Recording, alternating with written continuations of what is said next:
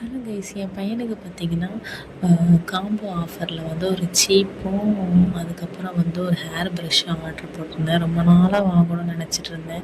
ஏன்னா மற்றவங்க சீப் எடுத்து செய்யும்போது எனக்கு டேண்ட்ரஃப் வருது. ஸோ இன்றைக்கி தான் இந்த பேக் வந்துருந்துச்சு. நல்லா இருந்துச்சு பார்க்குறதுக்கு. அப்படியே வந்து ரொம்ப நாளாக என் பையனுக்கு வந்து செப்பல் வாங்கணும்னு நினச்சிட்டு இருந்தேங்க. இன்றைக்கி பிஞ்சு போச்சு. அதை மேனேஜ் பண்ணிகிட்டே இருந்தேன். ஏன்னா கூட்டமாக இருக்கிறதுக்கு எப்படி போய் வாங்குறதுன்னு சொல்லிட்டு. ஸோ ஒரு வழியாக நீங்கள் தேடி கண்டுபிடிச்சி கூட்டமே இல்லாத கடையில் போயிட்டு அவனுக்கு வந்து செப்பல் வாங்கியாச்சு. ஆக்சுவலாக இவன் சைஸுக்கு அங்கே மாடலே இல்லை.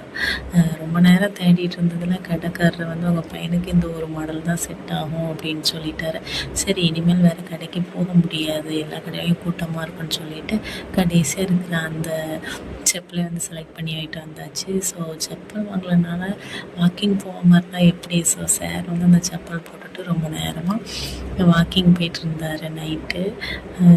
கீழேயுமே எந்த கூட்டமுமே இருக்காது. ஸோ நாங்கள் 2 பேர் மட்டும்தான். அப்புறம் வந்து அப்பா வந்து வெஜிடபிள்ஸ் வாங்கிட்டு வந்திருந்தாங்க. அதெல்லாம் எடுத்து வச்சுட்டு ஃப்ரிட்ஜில் இருந்ததுனால இப்படி தாங்க எடுத்து வைக்க வேண்டியதாக இருக்குது.